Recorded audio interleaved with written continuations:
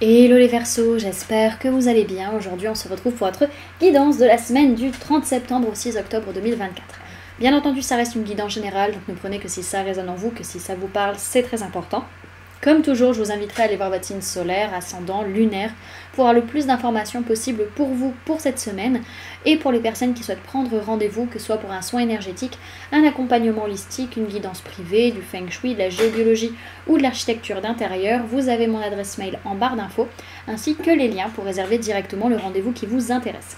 Également, pour les personnes qui sont intéressées par les événements à venir, que ce soit des événements que je propose ou des événements auxquels je participe et où vous pouvez me retrouver, vous avez le lien en barre d'informations. Donc vous pourrez trouver les informations pour les stages énergie des lieux, donc qui se décomposent en deux types de stages. Le stage harmonie de l'habitat pour plus de bonheur dans sa vie et le stage harmonie des espaces professionnels pour plus de prospérité dans son business.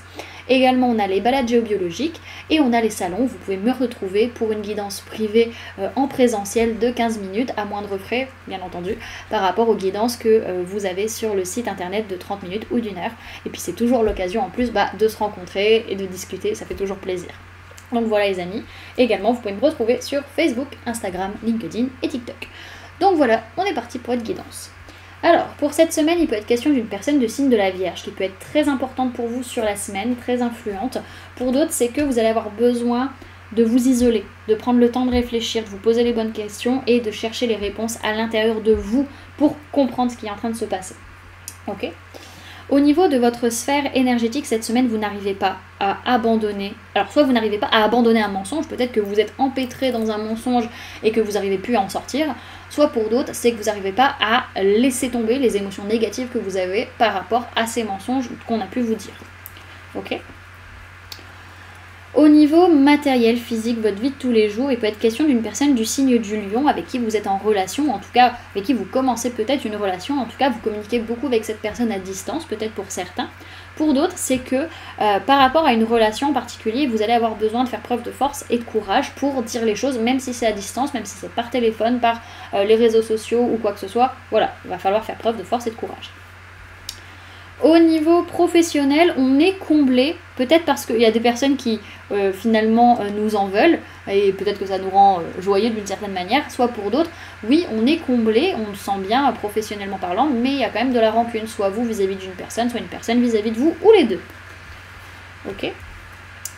Et au niveau sentimental, on peut parler de personnes de signe de terre, taureau, vierge, capricorne et ou personnes de signe de feu, bélier, lion, sagittaire.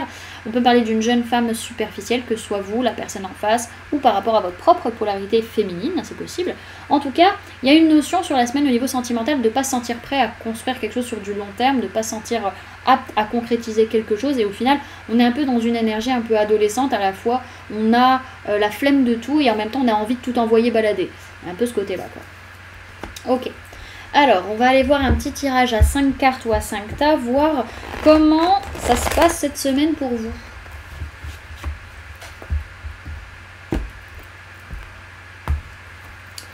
Alors, Verseau, du 30 septembre au 6 octobre 2024, ce premier guide. Alors, lundi, il peut être question d'une personne de signe de feu, bélier, lion, sagittaire, qui peut être très influente pour vous sur la journée. Pour d'autres, c'est que voilà, on est passionné, on a des désirs et on fonce tête baissée sans réfléchir et on prend plein de risques le lundi. Alors, mardi, on a pas mal de colère, encore une fois pas mal d'énergie à revendre, on a envie de se battre, on a envie de se challenger, on sent qu'on a besoin quand même d'amener un changement de façon d'être ou de façon d'agir à un moment donné, parce que sinon ça risque un petit peu de tout brûler. Mercredi, on est un peu lassé, on est un peu saoulé, on regarde son passé, on regarde sa famille, et puis on se dit ouais, bah c'était peut-être mieux avant, ou c'était vraiment pas terrible, en tout cas, on est saoulé sur la journée alors qu'il y a quelque chose de très très beau qui est en train d'arriver et qu'on ne le regarde même pas. Une question de réussir à trouver de la stabilité émotionnelle. Jeudi, il peut être question d'une personne du signe du Sagittaire qui peut être très influente pour vous sur la journée. Pour d'autres, c'est que vous allez prendre le temps de prendre soin de vos énergies, de prendre soin aussi de votre corps, de votre mental, de vos émotions, etc.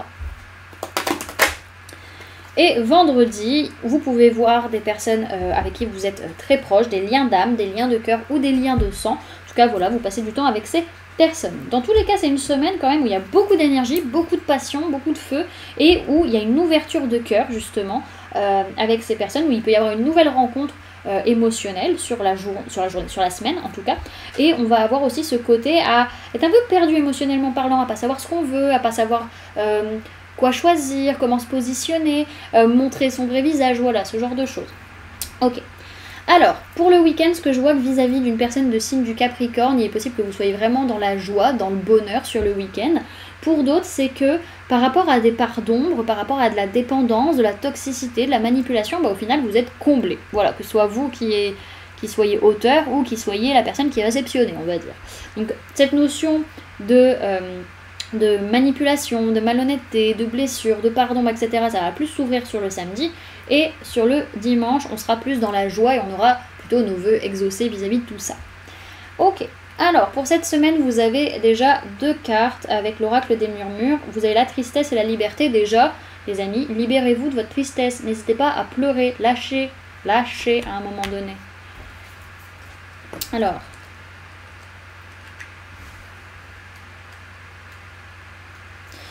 Avec la tristesse, on vous parle de sensibilité, de souffrance et de purification. Sa formule sacrée, c'est « Mes larmes soulagent mon cœur ». Aux perles d'eau, ruissellent sur mes joues. Purificatrice, tu libères ce qui me freine. Tu n'es point un signe de faiblesse, mais tu accompagnes ma robustesse. Tu balayes mes peines, dissous mes soucis, allèges mon cœur. Dans mon tourment, le chagrin se fait soin, pour que demain soit mien. Cette carte vous invite à ne pas avoir peur du chagrin. Les larmes se veulent purifiantes et régénérantes. La peine fait partie du chemin. Elle est l'expression d'un passage et d'un renouveau. Pleurer n'est pas un signe de faiblesse. Rendons aux pleurs leur lettre de noblesse. Autorisez-vous à libérer le trop-plein cumulé. Pleurez sans retenue lorsque le moment est venu. De joie ou de tristesse, discrètement ou par torrent. Accueillez l'instant et retrouvez le chemin de l'allégresse.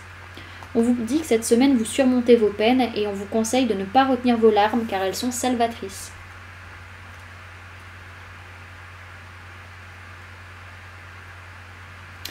Et la carte de la liberté vous parle de fluidité, de légèreté et de courage.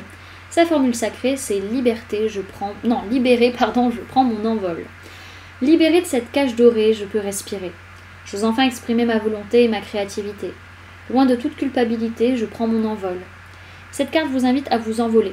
Osez vous libérer et retrouver votre légèreté. Être en accord avec soi-même pour plus de fluidité. Ne répondez plus aux exigences des autres en négligeant vos propres demandes. Ayez le courage d'affirmer votre singularité et accordez-vous le droit de briller, même en communauté.